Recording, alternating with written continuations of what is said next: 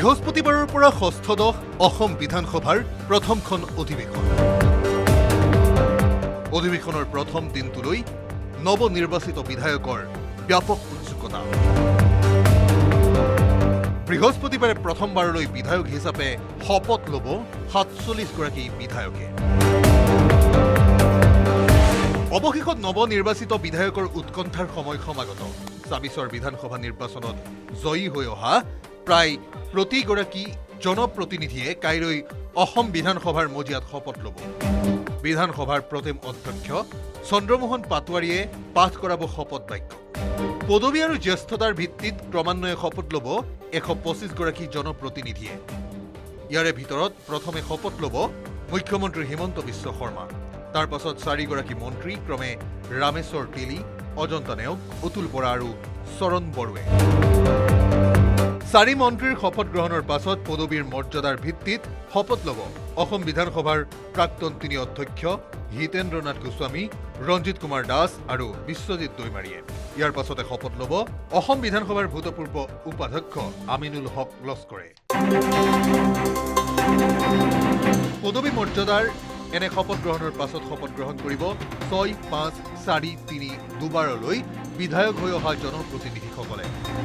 পূৰ্বে বিধায়ক হোৱাৰ অভিজ্ঞতা থকা ৭৯ গৰাকী বিধায়কৰ শপত গ্ৰহণৰ অন্তত শপত ল'ব প্ৰথমবাৰৰ বাবে বিধায়ক হৈ অহা ৪৭ গৰাকী বিধায়কে।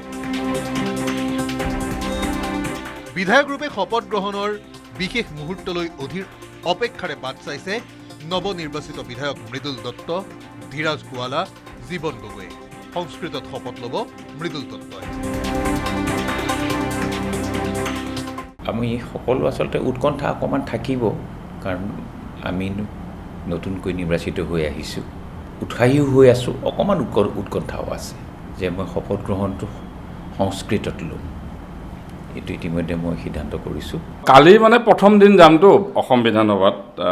ধৰক আমাৰ ৰাজ্যখনৰ কাৰণে বা আমাৰ কাৰণেতো পবিত্ৰ মন্দিৰ, তো মন্দিৰত যেনেকৈ পবিত্ৰ মনলৈ পবিত্ৰ সাজেৰে যোৱা হয়, ঠিক তেনেকৈ যাবলৈ চেষ্টা কৰিম। মই মানে এতিয়ালৈকে মই ভবা নাই, কিন্তু ধুতি কুৰ্তা ধৰক এনেধৰণে এটা চিন্তা কৰিছোঁ। আৰু এতিয়ালৈকে যিটো সপোন আছিল যে সোমাম এছেম্বলিৰ ভিতৰত, কালি পূৰণ হ'ব।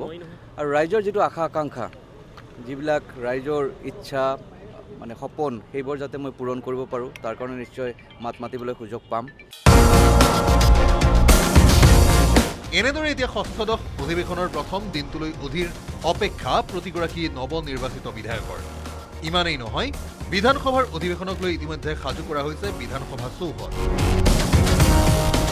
বিধানসভাৰ বাহিৰে ভিতৰে বৃদ্ধি কৰা হৈছে নিৰাপত্তা।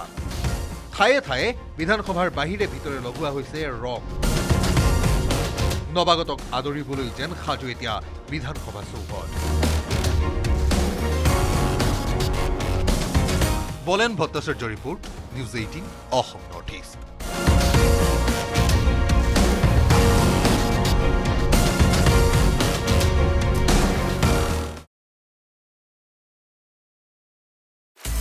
আপুনি বিচৰা বাতৰি পাব কেৱল নিউজ 18 এপত।